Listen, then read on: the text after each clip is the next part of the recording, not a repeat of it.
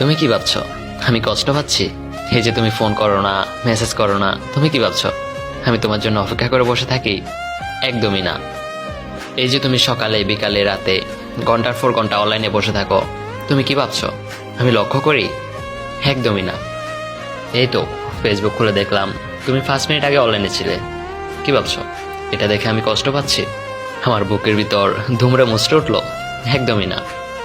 এতে বরং ভালোই হলো, আমি নিশ্চিত হলাম তুমি আমাকে ভুলে গেছো। আমি আর কোনোদিন আশা করব না তুমি কোনোদিন ফিরে আসবে বলে। না, আমাদের বিচ্ছেদ হয়নি, যোগাযোগ বন্ধ হয়েছে মাত্র। তুমি আমাকে কোথাও থেকে ব্লক করোনি, তুমি আমার থেকে মুক্তি চেয়েছিলে, সেটা আমাকে বলতে পারোনি। হঠাৎ তুমি যোগাযোগ বন্ধ করে দিলে, আমিও বুঝলাম যে যাওয়ার সে চলেই যাবে।